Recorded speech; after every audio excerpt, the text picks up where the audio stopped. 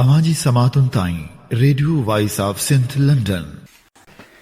Radio voice of Sindh London पारां अॼोके ख़ुसूसी programme में इमदाद अली ओढो अव्हांखे भलीकार चवां थो।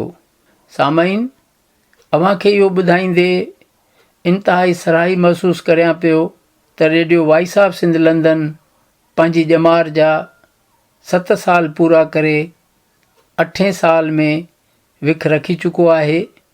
इन ई हवाले सां 10 अगस्त ते लंदन में हिकु यादगार तक़रीब मुनक़िद कई वई।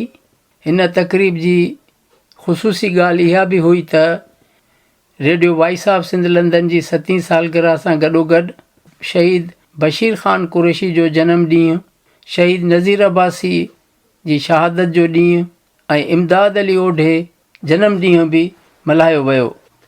सामईन, हिन तक़रीब में UK में जेके सिंधियुनि जूं तंज़ीमूं आहिनि उन्हनि जे अॻुवाणनि ऐं सिंधी कुटुंबनि वॾे अंग में शिरकत कई। अॼोके प्रोग्राम में जिन radio voice of Sindh London, voice of Sindh web TV, Shaheed Bashir Khan Qureshi, शहीद नज़ीर अब्बासी जी शख़्सियत सां गॾोगॾु सिंध जी मौजूदा सूरत हाल ऐं रेडियो जी 7 सालनि वारी नशरियात बाबति जिन अॻुवाणनि ॻाल्हायो उन्हनि में जावेद सूमरो जंहिंजो तालुक़ु BBC सां आहे, तालीमदान अमीरुद्दीन अबड़ो, वर्ल्ड सिंधी कांग्रेस पारां डॉक्टर लखू लोहाणो, डॉक्टर ख़दीजा महर जंहिंजो तालुक़ु इंटरनेशनल सिंधी वुमेन ऑर्गेनाइज़ेशन सां आहे, डॉक्टर नज़ीर ॾहर जंहिंजो तालुक़ु सिंध डॉक्टर एसोसिएशन सां आहे, डॉक्टर अताउल्ला वकासी हिन जो तालुक़ु बि सिंध डॉक्टर एसोसिएशन सां आहे। इन खां सवाइ असांजो आर्टिस्ट उमर सूमरो, कंवल ओढो, डॉक्टर हुमेरा सूमरो जेका चेयरपर्सन आहे इंटरनेशनल सिंधी वुमेन ऑर्गेनाइज़ेशन जी, अॼोके प्रोग्राम में इन्हनि पंहिंजी राय जो इज़हार कयो आहे। मां प्रोग्राम ॾे वञण खां अॻु सिर्फ़ु चंद गुज़ारिशूं अव्हांजी ख़िदमत में रखंदुसि त radio voice of Sindh London जो जेकॾहिं असां इल्मु अदब जे खेत्र में जेके इदारा कमु कनि पिया, जीअं सिंधी ॿोली अथॉरिटी जंहिंजो क़याम 1992 में पियो ऐं जिन वटि 100 खां वधीक मुलाज़िम आहिनि, उन्हनि वटि जेके प्रोग्राम हिन वक़्त ताईं थिया आहिनि, YouTube ते उन्हनि जूं वीडियोज़ 179 रखियलु आहिनि। इंस्टीट्यूट ऑफ सिंधोलॉजी जंहिंजो बुनियादु 1964 में पियो, जंहिंजूं YouTube ते 64 मुख़्तलिफ़ प्रोग्रामनि जूं वीडियोज़ पियल आहिनि। इन खां सवाइ सिंध कल्चर डिपार्टमेंट जेको गवर्नमेंट जो तमामु वॾो इदारो आहे जंहिंमें हज़ारे मुलाज़िम आहिनि, उन्हनि जूं वीडियोज़ जेके मुख़्तलिफ़ प्रोग्रामनि जूं वक़्तु ब वक़्तु उन्हनि वटि जेके थींदा रहिया आहिनि, उन्हनि जूं वीडियोज़ को 150 या 200 ताईं मुश्किल सां आहिनि। हीअ जेके फिगर तव्हांखे ॿुधायूं पिया इहे उन्हनि जी वेबसाइट तां खयल आहिनि। ऐं इन सां गॾोगॾु radio voice of Sindh London जेको महदूद वसीलनि या ईअं चइजे त बग़ैर वसीलनि जे असां पंहिंजी धरती जे इश्क जे करे हीउ सॼो कमु करे रहिया आहियूं। असां हिन 7 सालनि में शाह अब्दुल लतीफ़ भिटाई जी शाइरी आहे या इन सां गॾोगॾु मुख़्तलिफ़ ॿियनि शाइरनि जी शाइरी आहे, माग मकान आहिनि, नाले वारियुनि शख़्सियतुनि जूं वरसियूं ऐं उन्हनि जा जनम ॾींहं आहिनि, इल्मी अदबी कॉन्फ्रेंसूं आहिनि, सिंध अंदरि मुख़्तलिफ़ वक़्तनि ते हलंदड़ तहरीकुनि जूं मुकमिल कारवायूं आहिनि, मुख़्तलिफ़ खेत्र में मुख़्तलिफ़ मौज़ूअनि ते ॾाहनि जा लेक्चर आहिनि। इन खां सवाइ सिंध जी तारीख़, दुनिया जूं तहरीकूं ऐं मज़ामती अदब बाबति मुख़्तलिफ़ किताबनि मां मवाद पढ़ियो वियो आहे। गुज़िरियल 8 महीननि खां वॉइस ऑफ सिंध TV पंहिंजो सफ़र शुरू कयो आहे। उन्हनि खे मिलाए करे तक़रीबन असां 3700 मुख़्तलिफ़ प्रोग्रामनि जा वीडियोज़ जारी कया आहिनि जेके YouTube ऐं डेली मोशन जी वेबसाइट ते पियल आहिनि ऐं radio voice of Sindh London जी वेबसाइट ते बि उहे आर्काइव्स में मौजूदु आहिनि। असां ही जेको कमु कयो आहे या जेके प्रोग्राम कया आहिनि इहे इल्मु अदब मज़ामती तहरीकूं सिंध में इंसानी हक़नि जे हवाले सां थींदड़ ज़्यादतियुनि ख़िलाफ़ु जेके तहरीकूं हलनि पियूं उन्हनि जूं मुकमिल जेके रिपोर्ट्स आहिनि उहे बि प्रोग्रामनि में शामिलु आहिनि। इन खां सवाइ ख़ुसूसन मिसिंग पर्सन्स ते radio voice of Sindh London जेको कमु कयो आहे या जेके प्रोग्राम कया आहिनि उहे इंतिहाई तारीख़ी आहिनि ऐं इंतिहाई मिसाली आहिनि ऐं रिकॉर्ड जी हद ताईं उन्हनि खे जेकॾहिं ॾिसिजे त उहे पंहिंजी जाइ ते तमामु वॾी अहमियत वारा आहिनि। ऐं हिननि सॼे प्रोग्रामनि खे ऑर्गनाइज़ करण लाइ हिकिड़ी 8 खां 10 ॼणनि जी टीम आहे जेका मुसलसिल जदोजहद करे पई, मुसलसिल कमु करे पई। अमूमन इहा ॻाल्हि पुछा कई वेंदी आहे त radio voice of Sindh London जी आमदनी जा कहिड़ा ज़रिया आहिनि। मां हिन प्रोग्राम जी तवसुद सां इहा ॻाल्हि वाज़े कंदो हलंदुसि त radio voice of Sindh London जे हवाले सां जेके ख़र्च थियनि था, जेका 8-10 ॼणनि जी टीम आहे उन्हनि ते जेको ख़र्च थिए थो, ॿियो जेको टेलीफोन जो ख़र्चु आहे या ॿिया जेके ख़र्च आहिनि वेबसाइट्स जा जेके प्रोग्राम असां लोड कयूं था उन्हनि वेबसाइट्स सां असांजो जेको कॉन्ट्रेक्ट आहे उहे मिलाए करे जेके असांजा ख़र्च थियनि था। चंद दोस्त आहिनि जिन स्टैंडिंग ऑर्डर उन्हनि कया आहिनि जेके असांखे हर महीने वसूल थींदा आहिनि ऐं उहो आमदनी जो सिर्फ़ु 20 खां 25% थिए थो।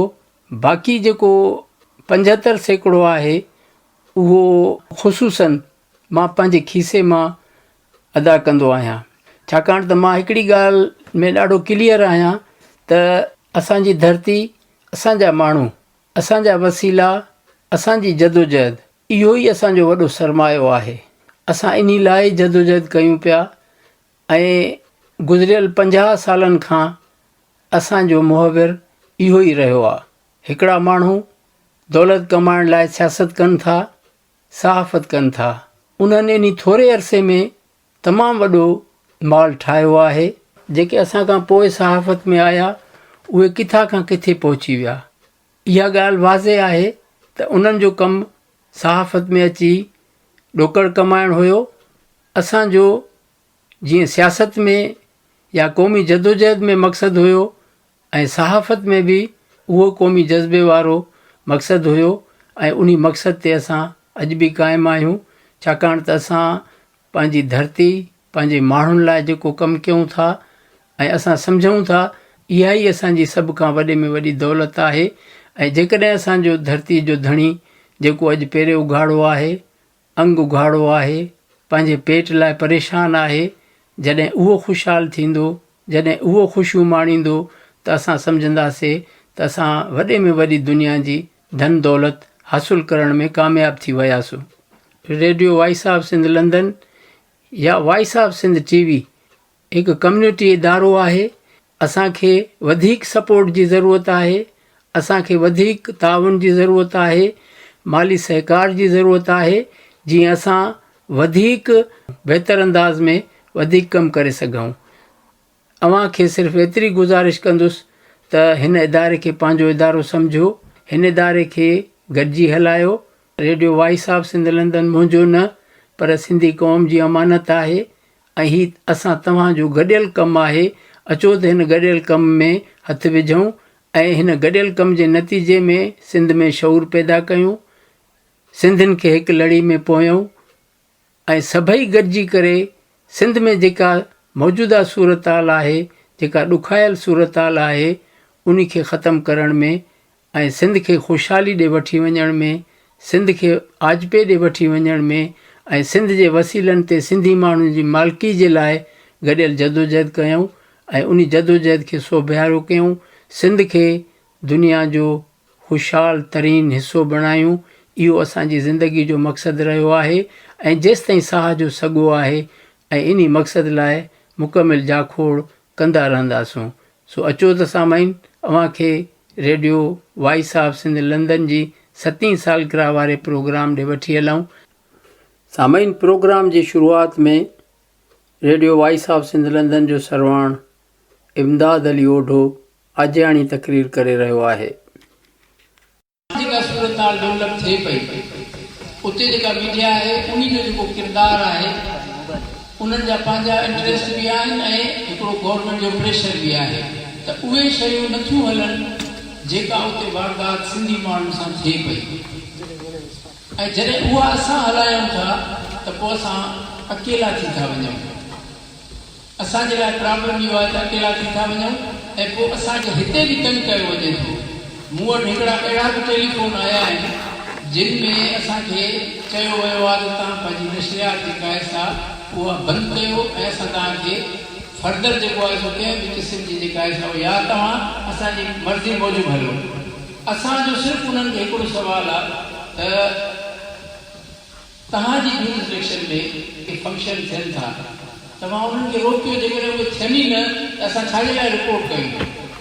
पर हिकिड़ी जेका हैदराबाद में जेकॾहिं मिसिंग पर्सन जो या कराची में को एहतजाज थिए थो उन खे त असांखे हर सूरत में ॾियणो आहे या हिकिड़ी जर्नलिज़म जी जेका तक़ाज़ा आहे त उहा शइ असां पंहिंजी जाइ ते पूरी कयूं था। पर असांजे लाइ उहो बि प्रॉब्लम आहिनि ऐं अहिड़े क़िस्म जा टेलीफोन मां रिकॉर्ड बि कया आहिनि। हिते कुझु दोस्त बि वेठल आहिनि जिन खे मां उहा रिकॉर्डिंग बि मोकिली आहे त तव्हां शायदि रहजो जेकॾहिं सुभाणे मूंखे हिन मुल्क में को नुक़सानु थिए त मूंसां इहा जेका सूरत हाल आहे उहा बिल्कुलु थिए पई ऐं कंहिं बि वक़्तु उहो बि एक्शन खणी सघे मुंहिंजे ख़िलाफ़। पर जेसि ताईं सुवालु आहे पंहिंजी धरती जे माण्हुनि जी ख़िदमत जो, असां इहो पंहिंजे ज़मीर जे हवाले सां सम्झूं था त असां जेको कमु कयूं था उहो असां पंहिंजे वतन ऐं पंहिंजे वतन जे माण्हुनि जे लाइ कयूं था जीअं तव्हां कयो था। के दोस्त तालीम जे मैदान में कमु कनि था, के सिहत जे मैदान में कमु कनि था, असां जंहिं तरीक़े सां कमु कयूं था। कुझु दोस्त इंसानी हक़नि जे हवाले सां तमामु वॾो रिस्की कमु कनि था। पर सुवालु इहो आहे त जेसि ताईं असां पंहिंजी धरती सां जुड़ियल न रहंदासीं, धरती लाइ कमु न कंदासीं त पोइ का तब्दीली नथी अची सघे। तब्दीली आणण वारा असां ई आहियूं ऐं असां ई पंहिंजे सिंध खे खुशहाल बणाइणु चाहियूं था। असांजी ॿी का एजेंडा कोन्हे, असांजी का पॉलिटिकल एजेंडा कोन्हे। असांजी एजेंडा आहे त सिंध खुशहाल थिए, सिंध जा वसीला सिंध जे माण्हुनि जी ख़ुशहाली खे कमु अचनि। इन खां सवाइ असांजो को मक़सदु न आहे न को असांखे सियासी धुर्क खां सपोर्ट कयूं था। मां सिर्फ़ु तव्हांखे इहा गुज़ारिश कंदुसि त हीउ रेडियो तव्हांजो असांजो गॾियल मिशन आहे ऐं जंहिं तरीक़े सां दोस्त हिन खे हलाइण जे सिलसिले में असां सां ताउन कनि था, मां उन्हनि सभिनी दोस्तनि जो बि शुक्रगुज़ार आहियां त हिन वक़्तु ताईं असां जेको बि कमु कयो आहे उहो पंहिंजे तौर ते पंहिंजी जेका असांजो हिकिड़ो ज़मीर जो आवाज़ु आहे उन ज़मीर जे आवाज़ मूजिबि असां कमु करण जी कोशिशि कई आहे। ऐं मां सम्झां थो त हीअ जेका ज़िंदगी आहे, हीअ जेका हयाती आहे, इहा जेकॾहिं मक़सद सां जुड़ियल रहे उहो धणी बि इहो चयो आहे त जियो त ॿियनि लाइ जियो। असां बि पंहिंजे माण्हुनि मिसकीन माण्हुनि लाइ जीअण जी कोशिशि कयूं था जेके तमामु वॾे आज़ार में आहिनि, जिन जूं इज़तूं महफ़ूज़ न आहिनि, इक़्तिसादी हक़ूक़ महफ़ूज़ न आहिनि। उन्हनि खे जंहिं हैसियत में हलायो वञे थो उन खां तव्हां सभु वाक़ुफ़ु आहियो। उन्हनि खां तालीम पूरी वई आहे, उन्हनि खां सिहत जूं सहूलियतूं पूरी वयूं आहिनि। उन्हनि सां जेका हालत आहे उहा असां चाहियूं था त उन में तब्दीली अचे, बहितर सूरत हाल में असां वञूं त उन जे लाइ हिकिड़ी गॾियल कोशिशि आहे। तमामु जेके बि हिते तंज़ीमूं दोस्त भेनर कमु कनि थियूं, मां उन्हनि खे ॾिसी बि मुतासिर थी मां पंहिंजो कमु जारी रखां थो। ऐं हिन मौक़े ते असांजी जेका हिकिड़ी इंतिहाई दिलि खे क़रीब भेण हुई, असांजी अदी अफ़साना भुरगड़ी, जंहिं तमामु मुख़्तसिर वक़्त में वॾो कमु कयो। हुन इंसानी हक़नि जे हवाले सां कमु कयो, औरतुनि जे हक़नि जे हवाले सां कमु कयो, सिहत जे शोबे लाइ कमु कयो, तालीम जे शोबे लाइ कमु कयो।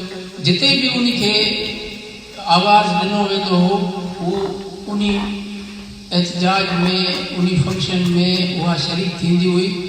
मां पंहिंजी ज़िंदगी में के अहिड़ियूं चंद शख़्सियतूं ॾिठियूं हूंदियूं जेके अधी अफ़साना भुरगी जहिड़ियूं हूंदियूं ऐं जिन पंहिंजी धरती लाइ पंहिंजे लाइ हर को जीअंदो आहे, पर जेकॾहिं ॿियनि लाइ जीए थो माण्हू त इहा ई ज़िंदगी आहे।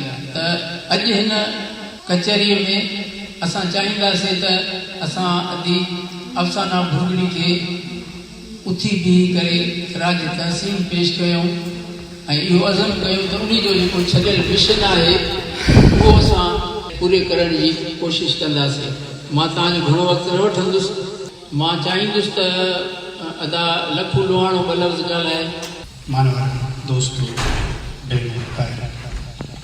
मीर बिटाई जो शहर पर इंसानी जिद्दोजहद जो कमाल ऐं वरी हलंदे हो त पुनो ॾे ऐं पेरें पंधु कंदियासीं, हलंदे हो त पुनो ॾे ऐं पेरें पंधु कंदियासीं, जे पेरनि पंधु छॾियो त गोॾनि भर घिसकंदियासीं, जे गोॾनि घिसकण छॾियो त हथनि भर हलंदियासीं, जे हथनि हलण छॾियो त ठूठनि भर ठिड़कंदियासीं, जे ठूठनि ठिड़कण छॾियो त सीने भर सुरंदियासीं, जे सीने सुरकण छॾियो त अखियुनि भर ईंदियासीं, पोइ जे मिली त मिलंदियासीं न त गोरी जान जतन। कमाल इंसानी जिद्दोजहद जो कमाल। बेटा ये ॿियो शेर चयो आहे सदायती सबका, सदायती सबका बुख न बासे का। हे सभु तव्हीं वॾा दाना सम्झू होशियार पंहिंजनि पेरनि ते बीठल सुखिया सताबा माण्हू जे दुनिया ॾिठी, सिंध ॾिठी, दुनिया ॾिठी, इंग्लैंड ॾिठो, यूरोप ॾिठो, वेस्ट ॾिठो, सिंध जी सूरताल ते पाण सभु मुतफ़िक़ उन जा बहस थी सघनि था, अंतरियां ॿाहिरियां ख़ारजी, पर जेका हाणे सूरताल आहे अहिड़ी न असां ॾिठी न ॿुधी न सोचीसीं त का अहिड़ी बि सूरताल थी, छाकाणि जो उन मुल्क मां का स्टैटिस्टिक्स मिलणु उहा मुमकिन कान्हे का, पर थुले लेखे त बि पाण सभु सम्झूं था त जेके डॉक्टर्स आहिनि उहे टर्म इस्तेमालु कंदा आहिनि ऐं पब्लिक हेल्थ में बि चइबो आहे डिज़ीज़ बर्डन, ऐं I can say with complete confidence त जेको डिज़ीज़ बर्डन हिन वक़्तु पाकिस्तान में सिंध में आहे, मिसाल तौरु माण्हू चवनि था त 25 खां 30% माण्हू हेपेटाइटिस जे मुख़्तलिफ़ स्टैंड्स में वरिता। मिसाल तौरु UN जी फिगर है त 70% माण्हू multi dimensional poverty, is not poverty alone, is not poverty by money, is multi dimensional poverty, poverty by education, poverty by health, poverty by access to drinkable water, poverty by sanitation and facilities, multi dimensional poverty में रहे थी। 70% जेके 73% माण्हू आहिनि उहे मेल nutrition शिकार आहिनि, 50% खां मथे ॿार दे आर स्टंट, माना जी जेका ग्रोथ आहे उहा उन जेका नॉर्मल जेका हेल्थ जेका वेट आहे उहा 50% खां बि इलाही हेठि आहे, उन सूरताल में आहे। उन में मिसाल तौरु जॾहिं असीं जेके डेवलप्ड सोसाइटीज़ आहिनि उन्हनि खे ॾिसूं था, यूरोप ॾिसूं था, वेस्ट ॾिसूं था, उनजो हिकिड़ो इलाही कारण आहे, हिकिड़ो वॾो कारण उहो इहो बि आहे त उन्हनि इदारा ठाहिया। मिसाल तौरु तव्हां हिते इंग्लैंड में ॾिसंदो त हिते अहिड़ा बि इदारा आहिनि जेके गुज़िरियल 200-300 सालनि खां हलनि था, उन्हनि जिन माण्हुनि उहे ठाहिया उहे विया हलिया, उन खां पोइ जनरेशन नस्ल विया हलिया, पर इदारा क़ाइमु। अधे इमदाद खे जेको वॾे में वॾो जस आहे उहो आहे त हिन माण्हूअ में हिकिड़ी सभिनी खे हिकिड़ी ख़ुशबख़्ती थिए थी, कुदरत जी हिकिड़ी नामत थिए थी। मिसाल तौरु जेको माण्हू शाइरी करे थो नामत आहे किन किन माण्हुनि खे मिले थी। सर्जन किन माण्हुनि जे सर्जन्स जो हथु आहे उहो एॾो एक्यूरेट आहे, it goes to up to a precision of a millimetre. त कुदरती नामतुनि माण्हू में हिकिड़ी कुदरत तरफ़ां हिकिड़ी हिनखे का नामत आहे जो is capable to make institutions. ऐं मिसाल तौरु अवामी आवाज़ सिंध में पहिरीं अख़बार जंहिं सिंध जे माण्हुनि जो अवामी नुक़्ते नज़र खयो, फैलायो, उनखे वसी नमूने ते पहुचायो ऐं उनखे पहिरीं डिजिटल अख़बार अवानी आवाज़ अॼु बि हले थी, उनखे ॾहाका थी हले थी।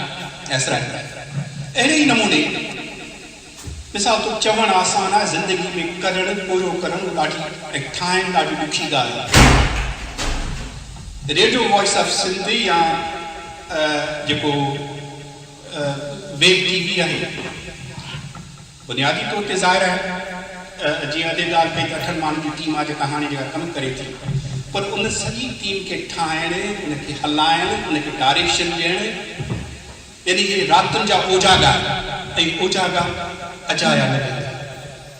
हिन हालतुनि में, दुनिया जी हालतुनि में, जॾहिं मिसाल तौर उहो बि दौर हो जॾहिं असीं सिंधी माण्हू चवंदा आहियूं बाबा पाकिस्तान जेको PTV आहे उन ते सिंधी प्रोग्राम, उन ते बि जुदोजहद, उन ते बि 200 माण्हू जेल में पिया, तंहिंखां पोइ अधु कलाक जो प्रोग्राम ईंदो हो PTV ते।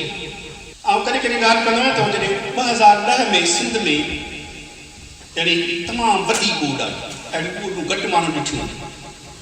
उहो ॾींहुं हो त हिकिड़ो वाक़ियो थियो, सिंध में शहर आहे ख़ैरपुर नाथनशाह। ख़ैरपुर नाथनशाह तमामु वॾो शहर आहे, हींअर उन्हनि जी आदमशुमारी का लख खां या लख खां बि मथे हूंदी। सो पाणी जेको राइट बैक पियो त मेहर ॿुॾी वियो, उन ॾींहुं ख़ैरपुर नाथनशाह सॼो शहर ॿुॾी वियो, माण्हू दर बदर। उन ॾींहुं ते हिकिड़ो ॿियो वाक़ियो थियो, उन ते ॿियो वाक़ियो थियो त हिते हिकिड़ी अख़बार आहे, हिते हिकिड़ो ख़बर हलाई त हिकिड़ा पाकिस्तानी 3 क्रिकेटर आहिनि, उन्हनि खे पैसा वरिता, मैच फिक्सिंग कई। पाकिस्तानी टीवीअ ते जेका मेन न्यूज़ हुई उहा इहा हुई त उन्हनि खे पाकिस्तानी क्रिकेट जे पैसा कोन वरिता, रुॻो पाकिस्तान खे बदनाम कढी।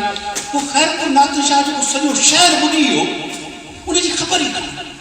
यानी इहो आहे रवैयो उन्हनि माण्हुनि जो, असांजी तकलीफ़ुनि दर्दुनि, असांजी हर को उन्हनि खे परवाह न आहे। उन में मीडिया अॼु जे दौर में तमामु अहम, मिसाल तौर अमेरिकी इलेक्शन्स थी, एनालिसिस आहे त अमेरिका जे इलेक्शन्स में and they spend literally millions of dollars just for the campaigns. ऐं अमेरिका जी जेका इलेक्शन आहे 50% of its fate is determined by the media. ऐं अॼु जे दौर में सिंध जे माण्हुनि जो जॾहिं न दड़ी न साई, कंढीअ न सिंगरी, ॿिब न पलड़ो, छांगू न छेलड़ा, मारू अकेला, मारू अकेला, जॾहिं को बि दड़ी साईं कोन्हे। जेके असांजा पंहिंजा सियासतदान उन जा हालत ई सुञाणो, जेके ॿाहिरि जो जब उहो ताईं ॾिसो था, उन में सिंध जे उन्हनि मिसकीन मारियल माण्हुनि खे आवाज़ ॾियणु। Voice of Sindh is really the voice of Sindh, is the voice of operation people. उन्हनि माण्हुनि जो जिन जो को बि किथे बि कोन्हे। मिसाल तौर सिंध में इलाही वाक़िया थिया, पैरल वाक़िया ॿियनि जॻहियुनि ते पंजाब में थिया। सॼी जी सॼी मीडिया जेका असां भरी पई आहे, मिसाल तौर हिकिड़ी बिन्यानी जो वाक़िया थिया, ऐं उन खां बि वधीक ॾुखोईंदड़ वाक़िया थिया, ख़बर न्यूज़ ई कान्हे। जॾहिं उनजे करे ज़रूरी आहे त असांखे पंहिंजो मीडिया हिन वक़्त ताईं इहो कमाल आहे। सची ॻाल्हि आहे त मिराकल त हिकिड़ो माण्हू, वॾी उमिरि जो माण्हू, इहो त उनजे पंहिंजे वतन सां इश्क खे ऐं उन जुरत खे शाबस आहे ऐं हेॾो सारो कमु करे थो, भला असां खां ॿियो नथो पुॼी सघे त उन कम में जॾहिं उन में मददगार थीजे, उन में उनजो हथु बंटराइजे। ऐं न सिर्फ़ु मिसाल web TV is a next stage. पहिरीं voice of Sindh, then web TV, and then there has to be an upper stage, there should be a television station. ऐं इहा सभिनी जी ईअं ई जवाबदारी आहे, जीअं असांजी जवाबदारी पंहिंजनि बचनि लाइ, पंहिंजनि भेणनि ॿाहिरि लाइ, ईअं ई जवाबदारी असांजे पंहिंजे वतन लाइ, पंहिंजनि वतन जे माण्हुनि जे लाइ, पंहिंजे धरतीअ लाइ। ऐं उमेदु आहे त असीं सभु ऐं अॼु आऊं वेठो आहे तॾहिं खे चवां कोन थो, हिन माण्हू खे सलाम आहे जेको पंहिंजे घरां वॾा जेके ज़ाती पैसा राति जा उहो जाॻा 2 बजे पियो चओ जाॻा तो प्रोग्राम थो ठाहियां, कमाल। ऐं सिंध खे हिन क़िस्म जे माण्हू जी ज़रूरत आहे, हिन क़िस्म जे कम जी ज़रूरत आहे, तमामु वॾो कमु आहे। ऐं जेके बि दोस्त वेठा आहिनि मुख़्तलिफ़ फ़र्ज़ ते कमु कनि था, उन सभिनी फ़र्ज़ ते सभिनी माण्हुनि खे सलाम आहे जेके पंहिंजी धरतीअ लाइ पूरो कनि था क़ाइमु शिकिल में। ऐं असां सभिनी जो फ़र्ज़ु थो थिए त इन कम में असीं न सिर्फ़ु ज़ाली हद ताईं पर अमली हद ताईं ऐं इहो Mama, Shabana is watching. Mama, Shabana auntie is watching. माण्हुनि जो कमाई जेको असांखे फस्ट महिरबानी जावेद सुमरो आहियां BBC उर्दू सर्विस में कमु कंदो आहियां वॉइस ऑफ सिंध लंडन वाहिद इदारो आहे मुंहिंजे ख़्याल में जेको सिंधियुनि जो आवाज़ बैन अल-अक़वामी सतह ते उथारे थो ॿिया हिते इदारा आहिनि सिंधी मीडिया तमामु मुख़्तसिर आहे हिते उर्दू मीडिया आहे पर उहे बि सिंधी माण्हुनि जे प्रोग्राम्स खे ऐं सिंधियुनि जे जेका इवेंट्स आहिनि या उन्हनि जा जेके मसइला आहिनि उन्हनि खे एतिरो उजागर नथा कनि मुंहिंजो ख़्यालु आहे त साईं इमदाद ओढो साहिबु ऐं वॉइस ऑफ सिंध रेडियो ऐं हाणे संदन TV जो जेको ऑनलाइन प्रेजेंस आहे उहा हिकिड़ी ॾाढी स्ट्रॉन्ग प्रेजेंस आहे ऐं उहो हिकिड़ो स्ट्रॉन्ग आवाज़ु आहे सिंधियुनि जो जेको लंडन मां साईं हलाए थो ऐं उन जे लाइ उनखे जस हुजे 7 साल पूरा कया अथऊं ऐं मुंहिंजो ख़्यालु आहे त इहा हिकिड़ो वॾो कमु आहे अदा मुंहिंजो नालो डॉक्टर ख़दीजा महर आहे ऐं मां जनरल सेक्रेटरी आहियां इंटरनेशनल सिंधी विमेन ऑर्गेनाइज़ेशन जी radio voice of Sindh London जेको आहे हिन जी स्ट्रगल तमामु वॾी आहे ऐं 7 साल जहिड़े तरीक़े सां हिन रेडियो सर्वाइव कयो आहे जेतिरे लिमिटेड रिसोर्सिस में ऐं हिकिड़े घटि बजट में अदा इमदाद ओढे जी कोशिशुनि सां हिन रेडियो चवण में त मतिलबु आहे पर इन जी ॾाढी वॾी अहमियत आहे असां सिंधियुनि जे लाइ स्पेशली छो जो जेके बि एक्टिविटीज़ हिते लंडन में या सिंध में थियनि थियूं त radio voice of Sindh London उनखे सही तरीक़े सां कवर करे थो ऐं पंहिंजे अवाम ताईं पहुचाए थो पियो छो जो अॼुकल्ह मीडिया जो ज़मानो नो डाउट आहे पर सभु मीडिया सभु शयूं कवर नथा कनि त रेडियो वॉइस ऑफ सिंध खे जस हुजे जो अदा इमदाद जी कोशिशुनि सां हर उहा ख़बर जेका सिंध जे बारे में आहे सिंध जी जागृता जे बारे में अवेयरनेस जे बारे में ह्यूमन राइट्स ते आहे ऐं जेको कुझु बि डे बाय डे थिए थो सिंध में ऐं लंडन में सिंध सां रिलेटेड जेके बि एक्टिविटीज़ थियनि थियूं जहिड़े तरीक़े सां radio voice of Sindh London उनखे कवर करे थो त मां अदा इमदाद ओढे खे मुबारकूं पेश कंदसि त 7 साल जहिड़े तरीक़े सां हुन रेडियो खे हलायो आहे इनशाला असांजी दुआऊं हुन सां गॾु आहिनि असांजी सपोर्ट हुन सां गॾु आहे त अॻिते बि इहो डे बाय डे वधीक तरक़ी कंदो ऐं वधीक एडवांस थींदो ऐं असांजी कोशिशुनि सां अदा इमदाद ओढे जी हिमतुनि सां इनशाला असां सभु गॾु आहियूं इन जे लाइ असां सहकार कंदासीं त जीअं radio voice of Sindh London अॻिते खां अॻिते वधंदो वञे महिरबानी अदा क़ौमी आर्टिस्ट उमर सूमरो साईं ओढो साहब जो कमु जे कम खां सॼी सिंध वाक़ुफ़ु आहे सालनि खां अवामी आवाज़ खां शुरूआत इन खां अॻु में जेको पॉलिटिकली जेको एक्टिव रहियो हो पंहिंजी स्टूडेंट लाइफ में उन लिहाज़ खां बि त हीअ हम माण्हू जेको हींअर 70s में हले पियो उहो माण्हू चुप करण वारो न आहे इहा ॻाल्हि हिकिड़ी तय आहे त इमदाद ओढो ख़ामोश रहण वारो माण्हू न आहे सिंध में हुजे या हिते आयो आहे हाणे हिते अची करे पंहिंजी हिन उमिरि में ऐं सिहत जे मसइलनि जे हुअण जे बावजूदि बि हीउ माण्हू 12 खां 18 कलाक माण्हू हीउ कमु करे थो पियो ऐं इहा असां सिंधी माण्हुनि जी ख़ुशनसीबी आहे ख़ासि तौर ते असां जेके लंडन में माण्हू रहूं था त असां वटि साईं इमदाद ओढे जहिड़ो शख़्स बि आहे जेको हिकु छपर शाह वांगुरु सिंध जा जेके मसइला थियनि था या हिते जेके सेरेमनीज़ थियनि थियूं उन्हनि खे हू आम लेवल खां वठी करे सॼी दुनिया ताईं पहुचाए पियो एतिरे ताईं त जेकॾहिं हिते असां जेके सियासी तंज़ीमूं आहिनि वर्ल्ड सिंधी कांग्रेस थी वई या ॿिया आहिनि मुज़ाहरा कंदा आहिनि पोइ बर्फ़ हुजे बर्फ़बारी हुजे साईं तूफ़ान हुजनि या पंहिंजो इहो हवाऊं हुजनि मतिलबु का बि मौसम तव्हांखे ख़बर अथव कहिड़े क़िस्म जी इंग्लैंड जूं उन में ही माण्हू बीठो हूंदो कैमरा हथ में हूंदी अथसि या उहो जेको माइक आहे जंहिंमें रिकॉर्डिंग कंदो आहे उहो जेका एजुटेशन हले थी या मुज़ाहरा थियनि था कलाकनि जा कलाक माण्हू बीठो आहे हीउ माण्हू बीठो हूंदो आहे झले बीहंदो आहे पंहिंजो माइक ही इज़ वेरी पंहिंजो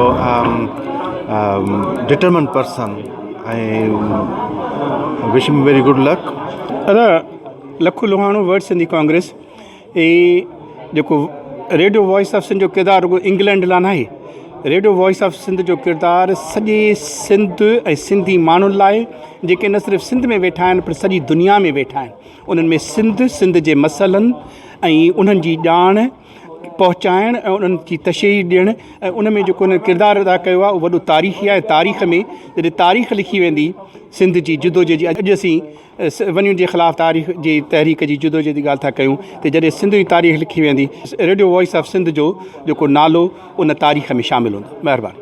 अदा मुंहिंजो नालो अब्दुल रऊफ़ आहे, मां पाण लिगारी आहियां, सिंधी संगत यूनाइटेड किंगडम जो कल्चरल सेक्रेटरी आहियां ऐं साईं इमदाद ओडे साहब खे 7वीं सालगिरह ते रेडियो वॉइस ऑफ सिंध मुबारक हुजे। रेडियो वॉइस ऑफ सिंध ऐं voice of Sindh TV basically Sindhi अवाम जो, सिंधी क़ौम जो आवाज़ु आहे, हक़ीक़ी आवाज़ु आहे, ज़बान आहे। ईअं करे सम्झो त सिंधी अवाम, सिंधी क़ौम हिन टाइम ते Sindhi radio voice of Sindh खां बग़ैर, वॉइस ऑफ सिंध टीवी खां बग़ैर ॼण त गुंगी आहे। सो साईं जा लख एहसान, साईं जो तमामु वॾो किरदारु आहे, क़ौमी जज़्बे खे जाॻाए रही आहे। हर ॾिसो त मीडिया का बि या सिंध ते ॻाल्हाए कोन थी पई, वाहिद साईं इमदाद ओडो साहब आहिनि जेके रेडियो वॉइस ऑफ सिंध ऐं वॉइस ऑफ सिंध टीवी जे प्लेटफॉर्म का पूरो सॼो क़ौमी किरदारु अदा पिया कनि। ऐं मां इहो ई चवंदुमि त साईं खां बग़ैर जेको आहे सो इन radio voice of Sindh TV खां, रेडियो वॉइस ऑफ सिंध खां ऐं रेडियो खां ऐं वॉइस ऑफ सिंध टीवी खां बग़ैर सिंधी क़ौम गुंगी आहे। मुंहिंजा साईं मां बसि महिरबानी। साईं मुंहिंजो नालो डॉक्टर अताउल्ला वकासी आहे, मां हिते NHS में कमु कंदो आहियां। ऐं साईं इमदाद ओडे जिन जेको वॉइस ऑफ सिंध हिते लंडन में ठाहियो आहे, जेको गुज़िरियल 7 सालनि खां कमु करे रहियो आहे, ऐं उहा सिंध जे माण्हुनि जी हिकु हक़ीक़ी तर्जुमानी करे पियो। ऐं अहिड़ा मसाइल आहिनि जेके असां पाकिस्तान में वेही असां कंहिं बि टीवी ते या कंहिं मीडिया ते जेके उहे असां नथा आणे सघूं, पर साईं इमदाद जिन जेको आहे उन्हनि खे हाईलाइट करे थो ऐं उनजे जेके बि सिंध जा मसइला आहिनि, इशूज़ आहिनि, उन्हनि खे जेको आहे उजागर करे थो त या हिकिड़ी वॾी उन्हनि खे जस हुजे जेको उहो कनि था। हालांकि इहा तमामु वॾी ॻाल्हि आहे जो सच खे जेको आहे अॻियां खणी अचणु ऐं उनखे पेश करणु हर कंहिंजे वस जी ॻाल्हि न आहे। ख़ासि तौरु हिन दौर में जिथे जेको आहे कमर्शलिज़म अची वई आहे ऐं ॿियो जेको असांजो पाकिस्तान जो नेशनल मीडिया जेको आहे उहो सिंध जे जेके बि मसइला आहिनि उन्हनि खे उहो हाईलाइट नथो करे या उन्हनि खे पेश नथो करे, त इन ॻाल्हि जी हिकिड़ी सख़्तु ज़रूरत आहे जेको आहे त असांजे सिंध जे मसइलनि खे जेको आहे केरु खणी अचे ऐं उनखे जेको आहे पेश करे ऐं माण्हुनि खे आगाह करे। महिरबानी तव्हांजी। मुंहिंजो नालो डॉक्टर हमारा सुमरा, मां चेयरपर्सन आहियां इंटरनेशनल सिंधी वुमेन ऑर्गेनाइज़ेशन जी। बसि मां इमदाद ओडो खे इलाही मुबारक ॾींदसि इन्हनि जे 7th एनिवर्सरी जी। अदा जो इलाही वॾो हिकिड़ो किरदारु रहियो आहे सभिनीनि खे पोर्ट्रे करण में, सभिनीनि सिंधी ऑर्गेनाइज़ेशन्स खे प्रमोट करण में, ऐं जेको बि कुझु असां हिन मुल्क में कयूं था उन्हनि खे सॼे वर्ल्ड ताईं पहुचाइण में अदा जो ई हिकिड़ो वॾो कैरेक्टर आहे जेको अचे थो। अदा मां चवंदसि कहिड़ो बि वेदर हुजे, कहिड़ो बि ओकेजन हुजे, अदा हुते हमेशह मौजूदु हूंदो आहे, सभिनीनि सां गॾु हूंदो आहे। सिर्फ़ु असांजी ऑर्गेनाइज़ेशन न पर जेतिरियूं बि ऑर्गेनाइज़ेशन आहिनि या जेके बि सिंधी इवेंट्स थियनि था उन्हनि खे कवरेज थो करे अदा। ऐं मां कॉन्ग्रेचुलेट कंदसि अदा जे हिन हार्ड वर्क खे, एतिरी सी लिमिटेड रिसोर्सिस में अदा एतिरो सारो कमु करे रहियो आहे। वी आर ग्रेटफुल टू अदा and I wish him good luck for future and इंशाल्लाह we will see him in our upcoming events all the time इंशाल्लाह। थैंक यू अदा। मुंहिंजो नालो अस्सलाम वालेकुम, मुंहिंजो नालो कंवल उढो आहे, मां इमदाद अली उढो जी न्याणी आहियां। Radio voice of Sindh, radio voice of Sindh radio आहे हिकिड़ो सुठो प्लेटफॉर्म आहे ऐं बाबा टीवी बि स्टार्ट कई आहे, वेबकैम टीवी, जंहिंजो सिर्फ़ु ऐं सिर्फ़ु मेन मक़सदु इहो ई आहे त हिकु आम इंसान जी आवाज़ खे सॼी दुनिया ताईं पुॼाइणु। जेके असांजा हक़ आहिनि, जंहिंजा असां हक़दार आहियूं, असांखे मिलनि, असां ताईं पुॼनि। ऐं असां सभिनी जो फ़र्ज़ु आहे हिकु फ़र्द थी करे पंहिंजी तरफ़ खां असां जेतिरो करे सघूं, जेको करे सघूं, हिक ॿिए जे लाइ करणु खपे। मेन मक़सदु ई रेडियो वॉइस ऑफ सिंध जो इहो ई आहे त हिक ॿिए जो साथ ॾिजे ऐं हिक ॿिए जे हक़नि जो ख़्यालु कजे। महिरबानी अदा। अदा मुंहिंजो नालो डॉक्टर हिदायत भुट्टो आहे ऐं वर्ल्ड सिंधी कांग्रेस सां लाॻापियल आहियां ऐं उनजो UK यूरोप ऑर्गेनाइज़र आहियां। अॼु असां हिते गॾु थिया आहियूं। रेडियो वॉइस ऑफ सिंध जी सालगिरह आहे ऐं सम्झां थो त रेडियो वॉइस ऑफ सिंध ऐं voice of Sindh TV Sindh में हिकिड़ो इनकलाबी किरदारु अदा करे थी पई ऐं जेका सिंध जे अंदरि मीडिया जी ब्लैकआउट आहे उन खां पोइ अल्टरनेट मीडिया जो हुजणु तमामु ज़रूरी आहे ऐं उहो अल्टरनेट मीडिया जो जेको तस्वुरु आहे उहो radio voice of Sindh London ॾिए थी। साईं इमदाद ओडे खे शाबाश आहे जो हिन हेॾो सारो कमु जेको आहे पंहिंजे सिर ते खयो आहे। एॾियुनि तकलीफ़ुनि मुसीबतुनि धमकियुनि ऐं ज़ियादतुनि जे बावजूदि बि हू पंहिंजे हिन इल्म खे या हुन अमल खे जेको संदसि सहाफ़ती पेशो आहे उन सां दयानतदारी सां ईमानदारी सां हू इंसाफ़ करे थो ऐं पंहिंजी सहाफ़त खे उजागर करे थो ऐं सिंध जे अंदरि उहा अल्टरनेट मीडिया या उहो अल्टरनेट ख़्याल जेके सिंध जे अंदरि आम मीडिया ते ब्लैकआउट थियल आहिनि उन्हनि खे पेश करे थो, उन्हनि खे उजागर करे थो। इहा तमामु वॾी ॻाल्हि आहे ऐं तमामु जस जी ॻाल्हि आहे ऐं असां सम्झूं था त इहो जेको झंडो आहे साईं इमदाद ओडे खयो आहे उहो हिकु ॾींहुं उन जी साबिया ज़रूरु थींदी। सिंध जे क़ौमी कारकुननि, सिंध जे अॻुवाणनि, सिंध जे लीडरनि ऐं सिंध जे सञावंद माण्हुनि खे उहा जेकी असां जेकी ॼाण ऐं इल्मु जेको रेडियो वॉइस ऑफ सिंध जे मार्फत पहुचे थो या जेके ख़बरूं Sindh radio voice of Sindh जे मार्फत पहुचनि थियूं उहे तमामु आलीशान आहिनि ऐं उहे जेके आहिनि से सिंध जे माण्हुनि में हिकु ॾींहुं ज़रूरु घर कंदियूं। हिकु ॾींहुं ज़रूरु जेके आहिनि से सिंध जो माण्हू पंहिंजी आज़ादी ऐं पंहिंजी ख़ुशहाली माणींदो ऐं उन में रेडियो वॉइस ऑफ सिंध जो किरदारु जेको आहे सो तमामु अहम ऐं इम्पॉर्टेंट हूंदो। महिरबानी। मां गुज़ारिश कंदुसि सैयद सरवर शाह खे त हू अॼोके ॾींहं जे हवाले सां ॿ अखर ॻाल्हाइनि। मूंखे यादि आहे साईं इमदाद साहिबु हिकु दफ़े असां मूंखे ॿुधायो त हिकिड़ो माण्हू फ़ोन कयो त साईं आउं रिसर्चर आहियां, मूंखे हिन टॉपिक ते रिसर्च करणी आहे, तव्हां वटि को मवादु आहे? त साईं हुनखे जवाबु ॾिनो त यार इहो जेका तूं टॉपिक ॿुधाई पई इहा सॼी असां वटि डिजिटल फॉर्म में YouTube ते अवेलेबल आहे। त आउं चवंदुसि त हीअ वॉइस ऑफ सिंध रेडियो ऐं TV रुगो सिंध वारनि खे या असां UK वारनि खे कोन गॾु कयो पर ग्लोबली सॼी दुनिया जे सिंधियुनि खे गॾे छॾियो आहे। ऐं आउं त हिनखे वॉइस ऑफ सिंध रेडियो जे ऐं वॉइस ऑफ सिंध TV जे जेका रिकॉर्डिंग आहे डिजिटल फॉर्म में उनखे आउं चवंदुसि त इहा डिजिटल सिंधोलॉजी आहे जंहिंमें अहिड़ियूं टॉपिक्स आहिनि, अहिड़ा इंटरव्यूज़ आहिनि ऐं जेको हिकिड़ो अनमोल खज़ानो बैकअप जब तव्हांजो सॼो मवादु जेको आहे YouTube ते या इंटरनेट ते अवेलेबल आहे पर तव्हां ईअं को हिनजो निज़ाम कयो त हिनजो बैकअप तव्हां वटि सिक्योर हुजे ऐं मुख़्तलिफ़ जॻहियुनि ते हुजे। मां गुज़ारिश कंदुसि जावेद सूमरो साहब खे त 2 मिंट ॻाल्हाइनि। महिरबानी साहब। सभ खां पहिरीं त तव्हांखे सालगिरह मुबारक हुजे ऐं तव्हांजे हिन इदारे जे 7 सालनि पूरे थियण ते तमामु घणियूं मुबारकूं। 13 सालनि जो मां लाड़काणे में 81 जो या 82 जो ज़मानो हुयो त कॾहिं कॾहिं मुज़ाहिरा थींदा शहर में ऐं चाकिंगूं थींदियूं हुयूं, पोस्टर लॻंदा हुया। तॾहिं हिते कॾहिं कॾहिं हिकिड़ो घुंघरनि वारनि वारो नौजवान जी तस्वीर हूंदी जेका पूरी तरह ख़ाको हूंदो, पूरी तरह उन तस्वीर बि सम्झ में न ईंदी। ऐं उनखे ॾिसी कॾहिं कॾहिं जॾहिं उन ज़माने में इनकलाब जूं ॻाल्हियूं थींदियूं ऐं जमहूरियत जी ॻाल्हि थींदी ऐं ज़ियाउलत जे ख़िलाफ़ तहरीक जी ॻाल्हि थींदी ऐं उन्हनि सां लाॻापियल ॻाल्हियूं थींदियूं त दुनियाउनि में इनकलाब कीअं आया ऐं चे गवेरा जो हिकिड़ो आइडियलिज़म हुयो त मूंखे उन नौजवान जी ख़ाके जी चे गवेरा सां ॾाढी मुआसिरत मिली। ख़बर पई त उहो नज़ीर अब्बासी शहीद हो जंहिंखे 1980 में साईं ॿुधायो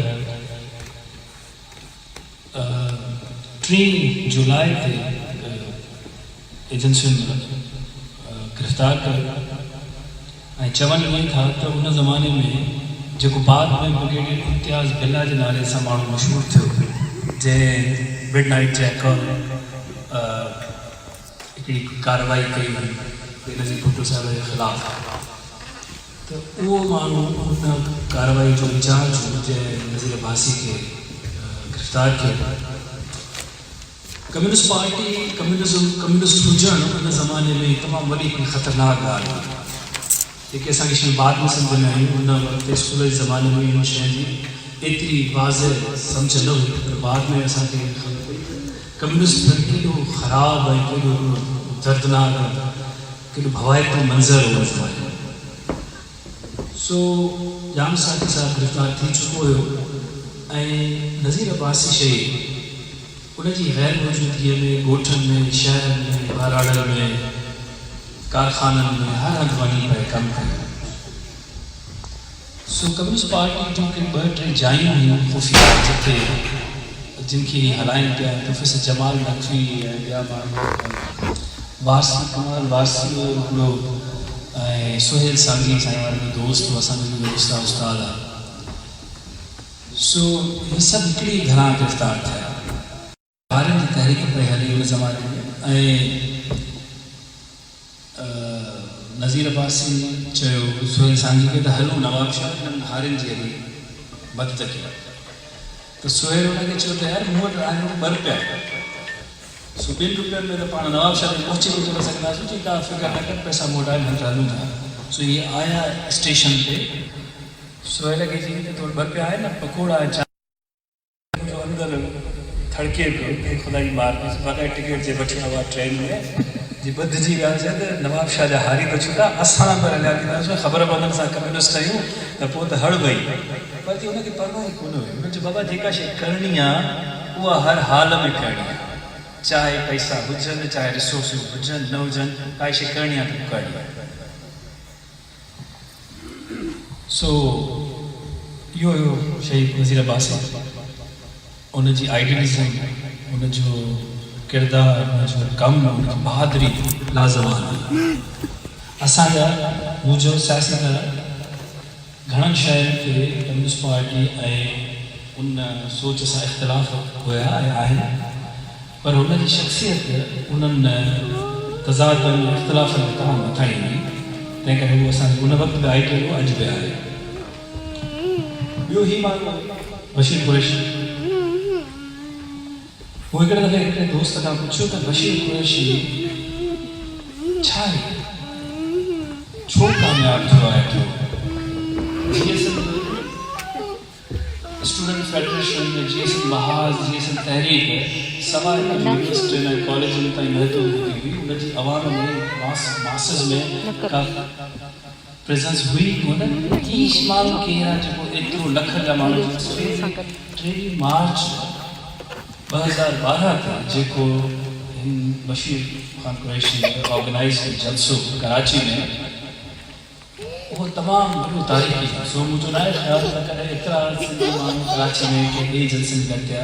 हिकिड़ो ॿियो जलसो थियो हुयो, ॿी रैली हुई जेका अवामी नेशनल पार्टी कई हुई काला बाग डैम जे ख़िलाफ़।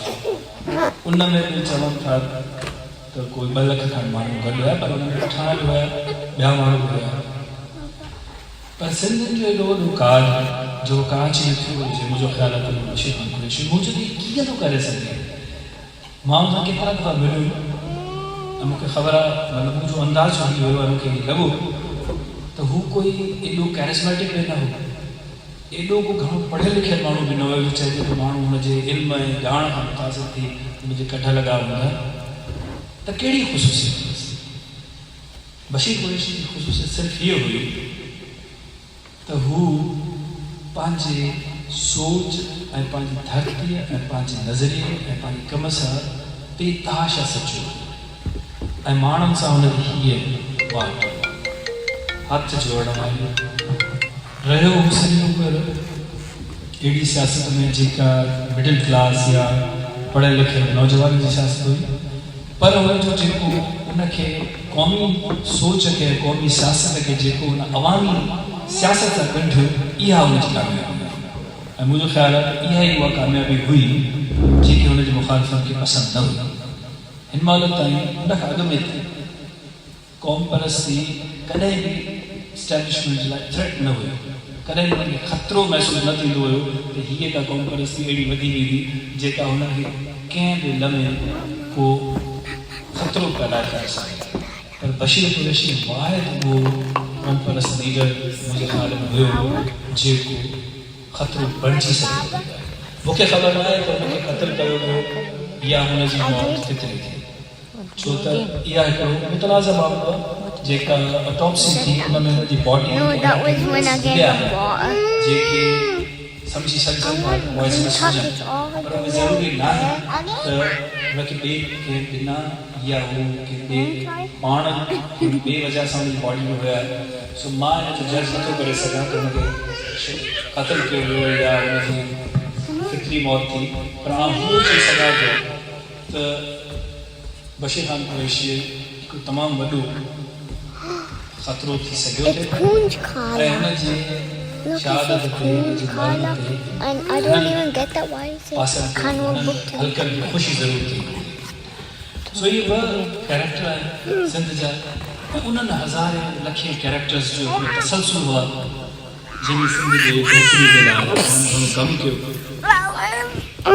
साईं लखो थोरी देरि अॻु में ॻाल्हाए वियो, ऐं सिर्फ़ु आख़िर में ॿ जुमिला हीअ चवंदुसि त सिंध में हालतूं बुरियूं ज़रूरु आहिनि पर सिंध तमामु वॾा छाल विझंदा आहिनि। जेकॾहिं तव्हां भेट कंदो गुज़िरियल 25-30 सालनि जी 40 सालनि जी त सिंध माण्हू पंहिंजी सर्वाइवल जा घणा महाज़ खटे बि चुकियो आहे। तंहिं करे असांखे सिर्फ़ु मायूस ॻाल्हियूं न करणु घुरिजनि। तमामु घणी जदोजहद करण जी तहरीकुनि जी ज़रूरत आहे सिंध में, पर सिंधी माण्हू इनफरादी तौर ते, सिंधी माण्हू ग्रुपनि जे तौर ते, सिंधी माण्हू प्रेशर ग्रुप जे तौर ते, सिंधी माण्हू सियासी तंज़ीमुनि जे तौर ते, सिंधी माण्हू पंहिंजे ज़ाती हल्कनि जे में रही करे जेको कमु कयो आहे, जेको एफर्ट्स कया आहिनि, उन्हनि जो मजबूत असर बि थियो आहे। ऐं उहो असर हीअ आहे त 25-30 साल अॻु में असां कराची में हूंदा हुआसीं, ओतिरो महसूसु कंदा हुआसीं। कोई माण्हू सिंधी ॻाल्हाईंदो सदन में फिरी ॾिसंदा हुआसीं त सिंधी थो ॻाल्हाए। अॼु अहिड़ी सूरत न आहे। 30 साल अॻु में इन ॻाल्हि जेकॾहिं कराची खे को अलॻि करणु चाहे हा त वधीक आसान हुजे हा, पर अॼु इहा ॻाल्हि सिंध जे बदतरीन दुश्मननि खे बि ख़बर आहे त इहो मुमकिन एतिरो आसान न हूंदो त कोई सिंध खे टोड़े सघे। अॻे सिंधियुनि जो चवंदा वटे ते बि नालो न हूंदो, न ब्यूरोक्रेसी में हुया, न बिज़नेस में हुया, न मिडिल क्लास। असांजो मिडिल क्लास 47 में वाइप आउट थियो, सिंधी मिडिल क्लास गायब थियो। सिंधी मिडिल क्लास हिंदू हुयो जेको साज़िश जे तहत असांखां अलॻि कयो। पर त इन दौरान वरी हिकिड़ो नओं सिंधी मिडिल क्लास जनम वरितो आहे। को ज़मानो हूंदो तव्हांखे पाकिस्तान खां या सिंध खां ॿाहिरि मुस्लमान सिंधी नज़र कोन ईंदा हुया। अॼु तव्हां हिते वेठा आहियो, लंडन में एतिरा सारा वेठा आहियो, रोज़ अचनि था, अमेरिका में वेठा आहिनि, हिकु पंहिंजूं एसोसिएशनूं अथनि, पंहिंजा फोरम अथनि, माण्हू गॾु था थियनि। अब्रोज़ वेठो आहे हिते, हितां वेही एजुकेशन जी तंज़ीम थो हलाए, ॿिया सिंधी वेठा आहिनि, खोड़ सारा कम था कनि। सो मक़सदु इहा सिंधी साफ़ सिंधी तव्हांखे 50% सिंधी जेके आहिनि उहे मिलंदा सिक्योरिटी एजेंसीज़ में, जेके प्राइवेट जाइ ते तव्हांखे मौजूदु मिलंदा। PhD था कनि, दुनिया में घुमनि था।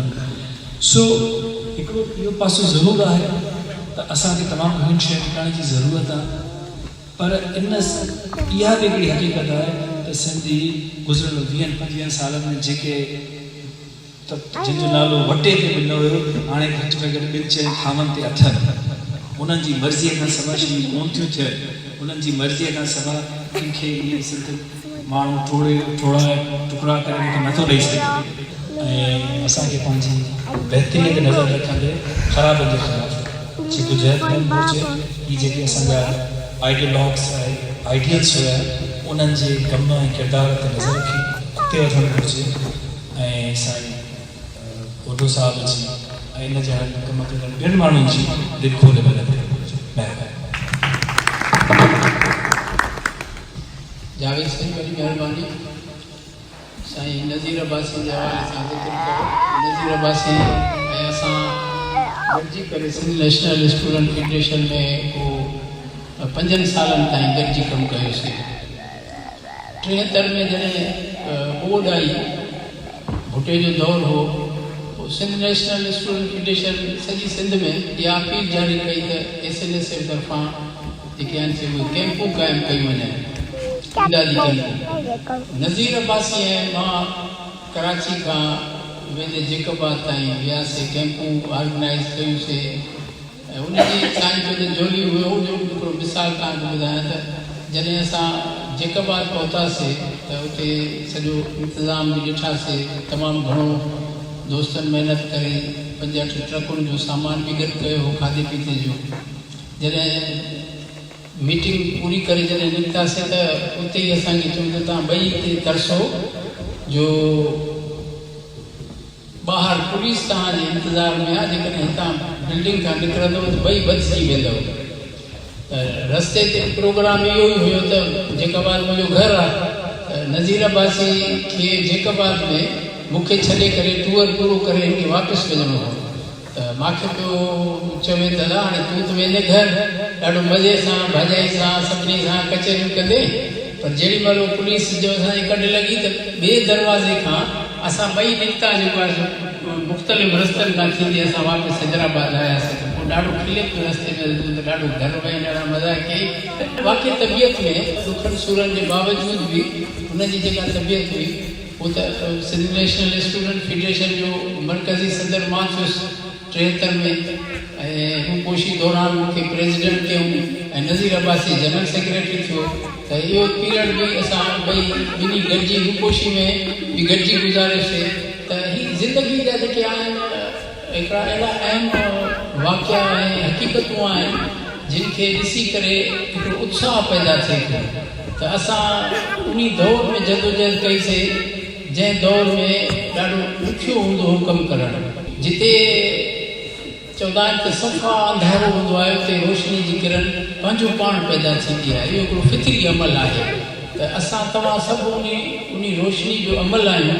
पोइ भले घस कंहिंजा सभिनी जा पंहिंजा पंहिंजा जुदा जुदा हुजनि, पर असां सभई हिकिड़ी ख़ुशहाल ऐं सुठी ऐं जन्नत नुमा सिंध चाहियूं था, जंहिंजे लाइ असांखे जदोजहद करणी आहे ऐं कंदा रहंदासीं।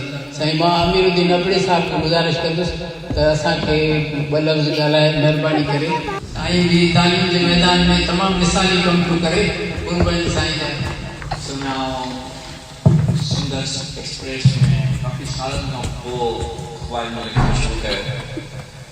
हफ़्तो खण अॻु में साईं जे प्रोग्राम जे हवाले सां मज़मून लिखियो हिकिड़ो, ऐं उहो एडिटर साहिबु जेको आहे सो चयो त असां न छपींदासीं, छो जो हीउ इदारो कमर्शियल आहे।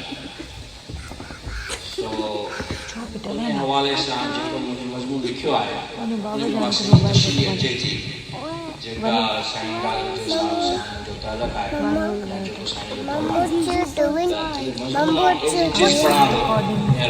स्टैम्पोर्ड ॻाल्हाइण जे बदिरां जेको मज़मून आहे उहे फैक्टर्स जेके आहिनि सेवा जे थियनि था, जेके मुंहिंजे ओपिनियन खे वाज़िह radio voice of Sindh London खे हिन महीने 7 साल पूरा थिया। हिन जी 10वीं सालगिरह मल्हाई पई वञे। हुन रेडियो ऐं टीवीअ जी नशरियात सॼी दुनिया जा सिंधी ऑनलाइन ॾिठी ॾिसी सघनि था, जंहिंमें ख़ासि तौर ते सिंध में थींदड़ अदबी सियासी समाजी सरगर्मियुनि खे रिपोर्ट कयो थो वञे।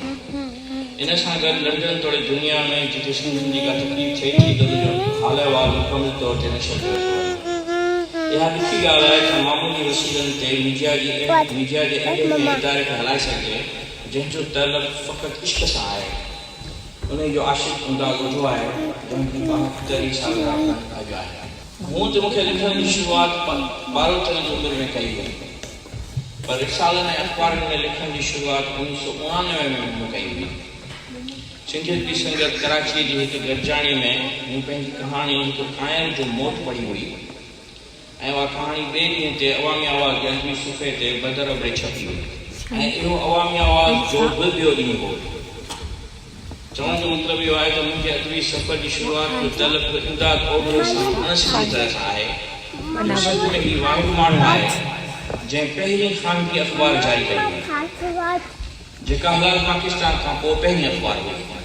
छाकाणि जो हिलाल पाकिस्तान ते सरकार जी छाप हूंदी हुई, तंहिं करे फ़कीर मोहम्मद लाशारी ऐं ॿियनि कई दोस्तनि जो ख़्यालु हो त ख़ानगी ख़र्च ते अख़बार निकिरणु घुरिजे, जंहिं लाइ इमदाद ओढे साहब खे हिकिड़ो इनक़लाबी ज़हन हो त खेसि वापारी लिहाज़ खां खेसि कारोबार में दाख़िल थियणो हो। उनखां पोइ हुनजी इहा अख़बार जंहिंजा ॿिया बि कई हिसेदार हुआ पोइ उन खे कामयाबु करण में लॻी विया। उन वक़्त जा बहितरीन अदबी ज़ौक़ रखंदड़ माण्हू सिंधियत जी संगत में ईंदा हुआ। इहा 1999 जी ॻाल्हि आहे। तंहिं करे पोइ सभु ॼण त इनक़लाबी तौर ते अख़बार जे सथ में शामिल थी विया। उन्हनि में बदर अबड़ो, अत्यार दाऊद, मरहूम अब्दुर्रहमान निकाश ऐं हसन दर्श शामिल आहिनि। अख़बार जी मक़बूलियत जो घणो कारण फ़कीर मोहम्मद लाशारी जा एडिटोरियल हूंदा हुआ, जिन ममण मचाई। छो त लाशारी साहब जंहिं तरह सां सिंध खे ॾिसंदो हो, उहो हुनजे लाइ ऐं सिंधी माण्हुनि जे लाइ हिकु नई रोशनी ॾेखारींदो। ख़ानगी अख़बारुनि जी कोई लाइन आई। ख़ुदि फ़कीर मोहम्मद लाशारी पंहिंजी हिकु अख़बार जारी कई, जागो, जेका वरी संदसि ओचिते मौत जे करे घणो वक़्तु जता न करे सघी। मगर कंहिं बि ॿोली ऐं क़ौम जो माशी तोड़े अलिमी, अदबी ऐं तइलीमी तरक़ी जो कारण उन ॿोली जी विजया हूंदी आहे। ऐं सिंधी ॿोली जी विजया 1999 खां पोइ जेका तरक़ी कई आहे उहा ॻणाइण जोॻी आहे, जंहिंमें अवामी आवाज़ जो इनक़लाबी किरदारु आहे ऐं अवामी आवाज़ खे जारी करण में वरी इमदाद ओढे साहब जो बुनियादी किरदारु आहे। तंहिं करे चई सघिजे थो त सिंधी माण्हुनि जे दुखनि सुखनि खे अवाम तोड़े अख़्तियारी वारनि ताईं पहुचाइण ऐं साईं इमदाद ओढे जो ईअं किरदारु रहियो आहे जीअं सफ़रनामनि में नकाब शेख जो किरदारु आहे, जो हुन अहिड़ा सफ़रनामा लिखिया जो कई सिंधी न सिर्फ़ु सफ़रनामा लिखणु लॻा पर कई सिंधी ॿाहिरि मुल्कनि में जल्दी जल्दी आबाद थियणु लॻा। जेकॾहिं सिंधी मीडिया में अवामी आवाज़ इहो ख़ानगी अख़बार जी बुनियादु न रखे हा त शायदि अॼु कई अख़बारूं ऐं टीवी चैनल न हुजनि हा जिन जे ज़रिए सिंधीअ में भरपूर इज़हार करे सघे। पाकिस्तान जे ॿियनि सूबनि जे मुक़ाबले में सिंधी ॿोली तमामु शाहूकार ॿोली आहे, जंहिंमें शाह लतीफ़ जहिड़ा शाइर आहिनि ऐं जंहिंमें कई नसर नवीस आहिनि जिन जा नाला ॻाइण जी ज़रूरत न आहे। फ़क़ति शाह लतीफ़ जी शाइरी जा उनवान जेकॾहिं समूरी दुनिया जी ख़ल्क़ ताईं सही तरह सां पहुचाए वञनि त शायदि सिंधी ॿोली दुनिया जी शाहूकार ॿोलियुनि में ॻणणु लॻे ऐं इहो पैगाम दिलनि खे पिणु रोशन कंदो रहे, पोइ चाहे उहा दिलि स्पेन जे वाशिंदे जी हुजे या वरी कंहिं अरब जी। इहा इमदाद ओढे सां तालुक़ जी शुरूआति आहे, जंहिंसां वरी कोई 2 ॾहाकनि खां पोइ हिते लंडन में मुलाक़ात थी। हिते पिणु संदसि तहरीक हिकु इनक़लाबी किरदारु अदा कयो आहे, जेको radio voice of Sindh London जे हवाले सां आहे। Radio voice of Sindh London खां अॻु में बि को बि अहिड़ो मीडियाई चैनल न हो जेको सिंध जे वाक़िअनि खे ऑनलाइन रिपोर्ट करे, जंहिंखे ऑनलाइन सही दुनिया में ॾिसी सघिजे। इहो जसो हुजे साईं इमदाद ओढे साहब खे, जंहिं 7 सालनि जी जिदोजहद सां रेडियो ऐं टीवी खे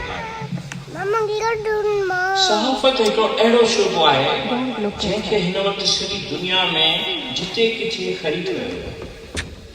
इहो ॾिसण त सहाफ़ी कंहिं ख़ासि फ़र्द या गिरोह खे वधीक अहमियत ॾिए थो ऐं पंहिंजी मर्ज़ीअ सां शयुनि खे रिपोर्ट करे थो त उहा सहाफ़त ईअं ई आहे जीअं कंहिं इदारे में मर्ज़ीअ जी भर्ती कई वई। हिन दुनिया में जेको दौलत ऐं अख़्तियार जो झगड़ो हले थो उन में टीवी चैनल ऐं अख़बारनि वॾो किरदारु अदा कयो आहे।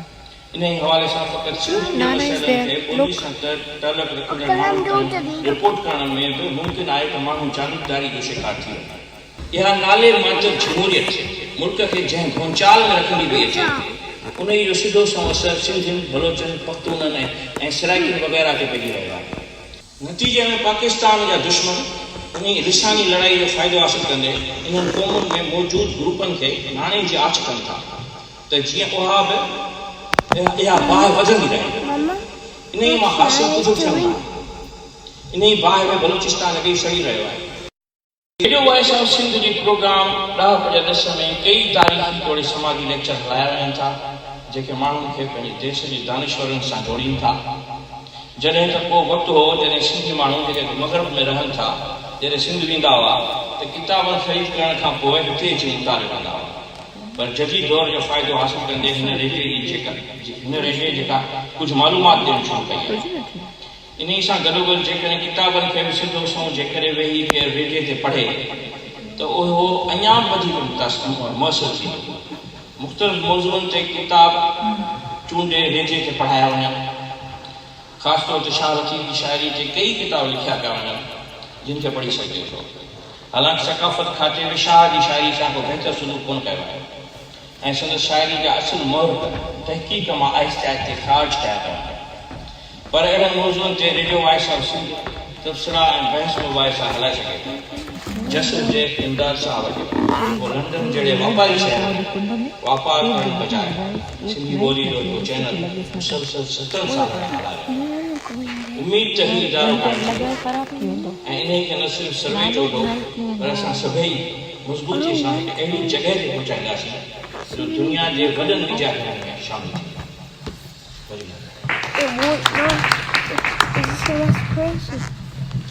वॾी महिरबानी अदी ख़दीजा बार साहिबा ॻाल्हाईंदी। वॾी महिरबानी अदी तव्हांजी। महिरबानी अदा इमदाद। सभ खां पहिरीं त तव्हांखे radio voice of Sindh London जी 7वीं सालगिरह मुबारक हुजे। डे बाय डे हिन जो रोल अञा वधीक अहम थींदो थो वञे, पर जेतिरो जेको रोल आहे उहो अॼुकल्ह जीअं था चयो त मोस्टली मीडिया सेंटर्स जेके सेंसर्ड आहिनि या कंहिंजे इन्फ्लुएंस में कमु कनि था, इन जो त असांखे पाण खे बि एक्सपीरियंस आहे।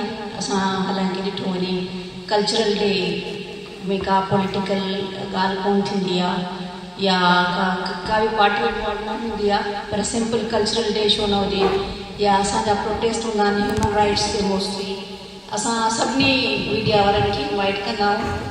पर जॾहिं असां ॾिसंदा आहियूं त सवाइ अदा इमदाद जो त ॿियो कोन पुॼंदो आहे। पोइ भले उहो सीउ हुजे, गर्मी हुजे, उस हुजे, मींहुं हुजे, पर अदा इमदाद ते असां सां गॾु मौजूदु हूंदो आहे या असांखे कवरेज ॾींदो आहे। त इन लिहाज़ खां अदा इमदाद उन्हनि जी स्ट्रगल तमामु वॾी ऐं तमामु ॾुखी ऐं तमामु अहम आहे।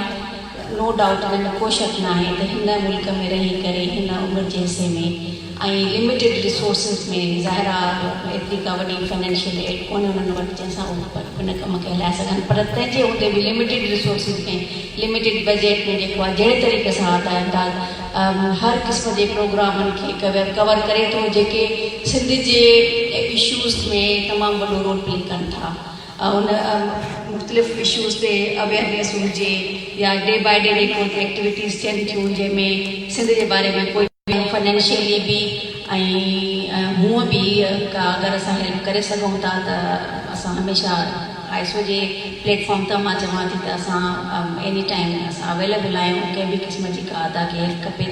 बाक़ी फाइनेंशियली नो डाउट असां सभई मिली करे अदा जा हथ मज़बूत कयूं, छो जो इहो ई हिकिड़ो प्लेटफॉर्म आहे जंहिं ते असांजा इशूज़ बग़ैर कंहिं सेंसरशिप जे अॻिते हलनि था पिया, वधनि था ऐं रेडियो ते पेश कनि था या जेको यूट्यूब चैनल आहे उन ते बि अचनि था पिया।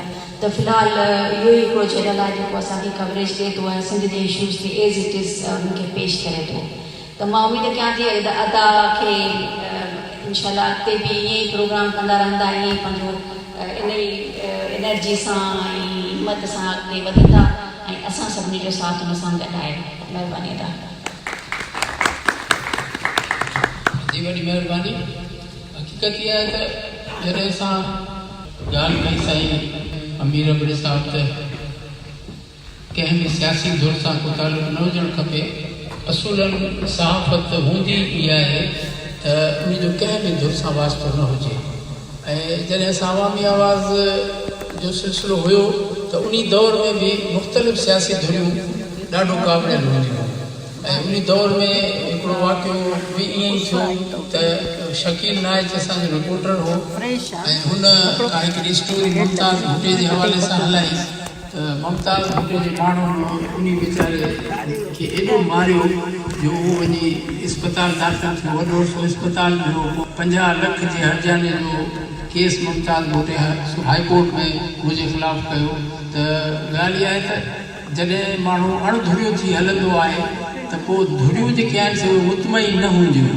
हर धुर चाहींदी आहे त त असांजी जेका आहे सा ख़बर लीड जी हुजणु खपे। तंहिंजे करे मुंहिंजी इहा कोशिशि हूंदी आहे त पॉज़िटिव जेको कमु थिए पियो उन खे वधीक कवरेज ॾिजे ऐं उन खे वधीक हिमथाइजे त जीअं उन कम में बहितरी आणे सघिजे, को इज़ाफ़ो आणे सघिजे, जीअं असां वधीक गॾिजी सॼी करे कमु करे सघूं। त इन हवाले सां डॉक्टर साहिबु साईं ज़हर साहिबु ॻाल्हाईंदो। ॿ मिंट मां साईं खे गुज़ारिश कंदुसि त अचो तव्हां तव्हांखे तकलीफ़ ॾींदासीं, तव्हां बि ॻाल्हायो। वॾी महिरबानी तव्हांजी। साईं सिंध डॉक्टर एसोसिएशन जा सदर बि रहिया आहिनि ऐं तमामु सुठो हुनजो रोल आहे। ऐं असां radio voice of Sindh London जे हवाले सां मां साईं जो इंतिहाई तहे दिलि सां शुक्रगुज़ार आहियां जो साईं असां बि जेको आहे सो तमामु सुठी मदद असां सां कंदो रहियो आहे। बहिराणी धरती सां इश्क जो हिकिड़ो सबूत आहे जेको साईं स्वीकार कंदो आहे। अहिड़ी तरह सां मुख़्तलिफ़ फील्ड में बि साईं जो स्वीकार जेको आहे एजुकेशन में रहंदो आयो आहे। मेहरबानी से रिक्वेस्ट था मूंखे थोरो टाइम ॾिनो। पहिरीं तव्हांखे इलाही मुबारक हुजनि 7वीं एनिवर्सरी ते। ऐं तव्हांजो इंतिहाई कामयाबु कमु आहे, अनथक कमु आहे ऐं तव्हांजी जसद तव्हां पंहिंजे लाइ मिसाल आहियो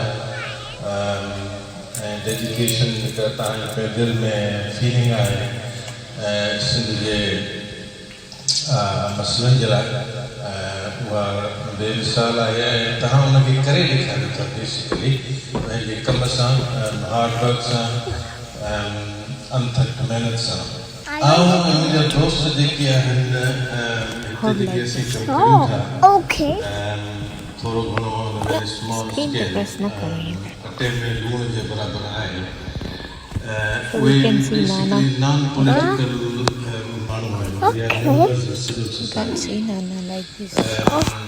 जॾहिं असां हुते पढ़ंदा हुआसीं सिंध में त ऑफकोर्स जाम साथी या ॿियनि बहुजन बि पार्टी आई त उहो उन ज़िक्र अख़बार में इन हवाले सां असां तालुक़ रहियो आहे पर we have never been political animals. उन हवाले सां जॾहिं असां हीअ अचूं था महफ़िल में ॻाल्हियूं ॿुधूं था सिंध जी स्ट्रगल जे बारे में, उन जा जेके मसइला खणूं था ॿुधूं था, वी ऑलवेज़ हियर ॿियनि माण्हुनि जे बारे में, ॿिया असां ज़ुल्म था कनि, ॿियनि जे क्रिटिसाइज़ करियूं था, ॿियनि खे चऊं था त हिस्टोरिकली असां सिंध में ही ज़ुल्म थिया आहिनि।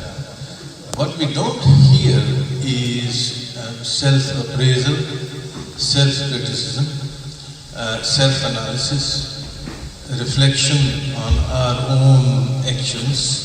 Asa kamyab chho kon thya hai. We hear about these things year after year, nande hunde ka thik kare. But at we are getting into older age now. Ta hikro sawal jo mujhe panje zihn mein ache tho ta asai nationalist organizations, in spite of their sacrifices, कामयाब छो कोन। त इहो सवाल जेको आहे इहो मां उनजे बात मां कॾहिं नथो ॿुधां in terms of looking at reasons of failure. Of course they are failures. जो conditions उही सिंध जूं आहिनि, उही मसइला आहिनि जेके last 50 years में रहिया आहिनि। जॾहिं असां ॿियनि खां इहो सवाल कयूं था, for example few years ago जॾहिं बेनज़ीर गुज़ारे वई त हिकिड़ो मौक़ो आयो जिते हाई कमिश्नर आयो पाकिस्तान एम्बेसी त उहो ईअं ॾिठो त people were just having a chat with हिम त हू ओपनली चए पियो आपने अपने लिए क्या किया। इहो सवाल जेको आहे इहो खंजर आहे हिकिड़ो जेको असांजे दिलि ते उहो हणी सघनि था ऐं उहो उन में बिल्कुलु जस्टिफाइड आहे। Because we have to ask this question ourselves. I think that you गुज़ारिश कंदुसि त तव्हां जॾहिं साफ़ी माण्हू आहियो पंहिंजे प्लेटफॉर्म ते हिकिड़ो कल्चर चेंज आणियो where you start asking this question त असां पंहिंजे लाइ छा कयूं। सेल्फ अकाउंटेबिलिटी बि त हुजणु खपे। बिकॉज असीं जेके सिविल सोसाइटी जा या ऑर्डिनरी सिंधीज़ आहिनि day to day non political जेके पॉलिटिकल सम्झे एतिरी कान्हे बहरहाल असीं इहो पंहिंजे ज़हननि में सुवाल खणूं था त हीअ जेके इहो पावरफुल नेशनलिस्ट पॉलिटिकल ऑर्गनाइज़ेशन्स आहिनि जिन वटि एॾो मैन पावर रिसोर्स आहे ऐं जंहिंजे ॻोठनि में जिते भरिसां वेठा आहिनि उहे इहो ज़ुल्म थींदे ॾिसनि था जिनके हथ में रिसोर्स आहे टाइम आहे कुझु करण जे लाइ उन्हनि छा कयो आहे छा ही जेके माशाल्लाह सां वॾा पॉलिटिकल नाला आहिनि पर कहिड़ा वॾा नॉन पॉलिटिकल चैम्पियंस आहिनि जेके असांखे ॿुधण में आया आहिनि मां सवाइ उन्हनि जे जेके पुराणा हुआ इरिगेशन पावर में एजुकेशन में जेके घणो वक़्तु में 50 years 40 years पर 30 years ताईं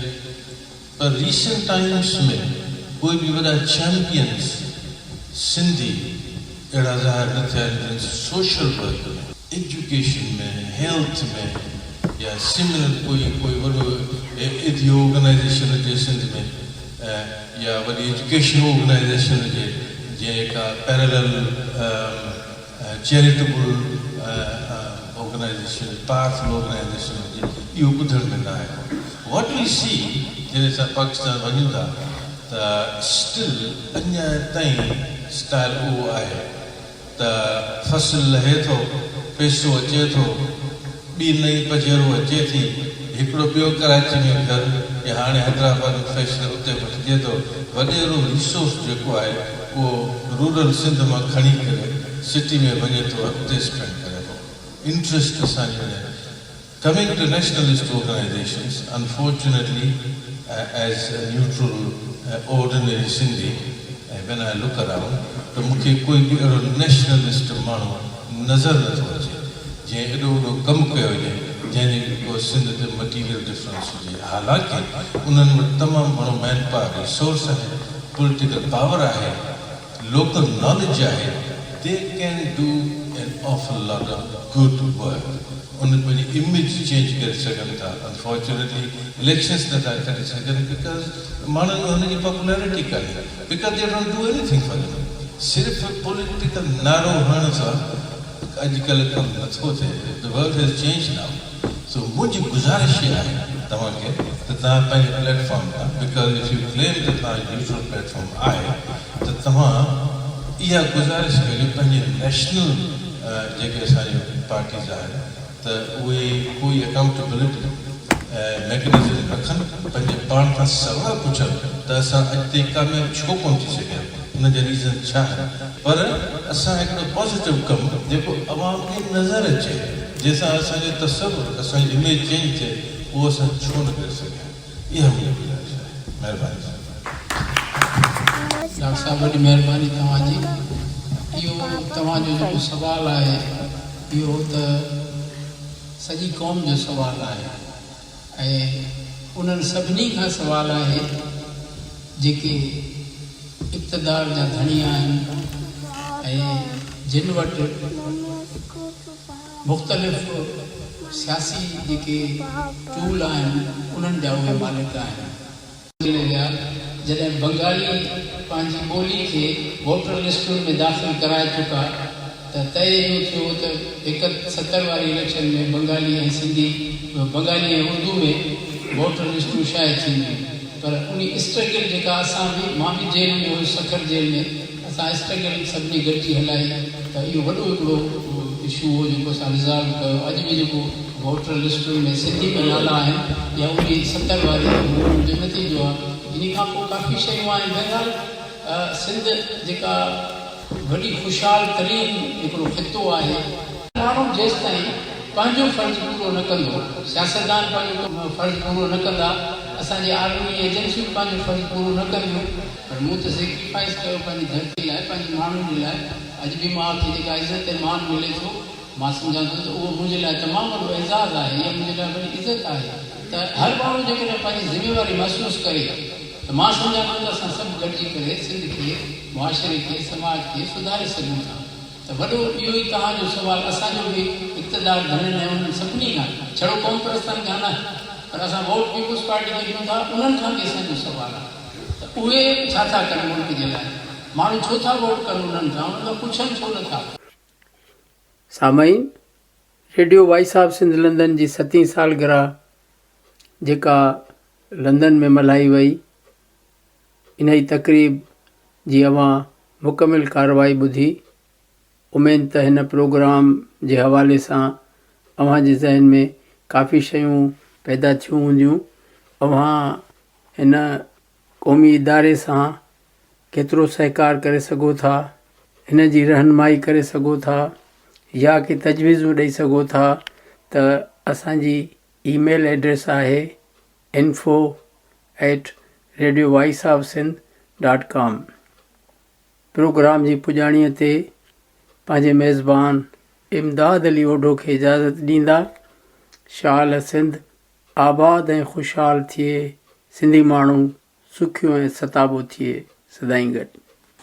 सिंध मुंहिंजी अमां सूंह तुंहिंजी मथां छा लिखी, छा लिखां छा लिखी, छा लिखां।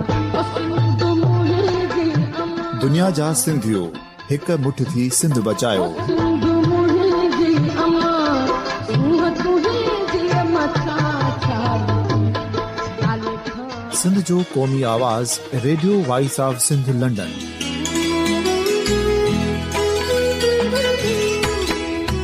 Radio voice of Sindh London पंहिंजी नशरियात में सिंध जी सियासत, समाज, इक़्तिसादियात, तारीख़, क़ौमी उमंगुनि ऐं अख़लाक़ियात मुतलिक़ सिंध जी हक़ीक़ी तर्जुमानी कंदे प्रोग्रामनि खे असराइतो बणाइण लाइ सिंध जे घण घुरनि ऐं धरतीअ सां प्यार कंदड़ अदीबनि, दानिश्वरनि, सहाफ़ियुनि, उस्तादनि, वकीलनि ऐं हर तबिके जे मानवारनि सजणनि खे सिंध में शऊरी इनकलाब लाइ सहकार जो सॾु ॾियूं था।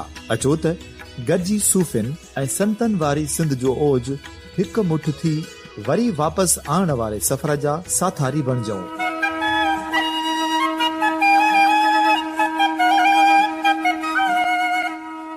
हिक नए सुबुह जी शुरूआत जो पड़ाॾो घर घर, ॻोठ ॻोठ ऐं शहर शहर ताईं पहुचायो। शाल सिंध आबाद ऐं ख़ुशहाल थिए, सिंधी माण्हू सुखियो ऐं सताबो थिए।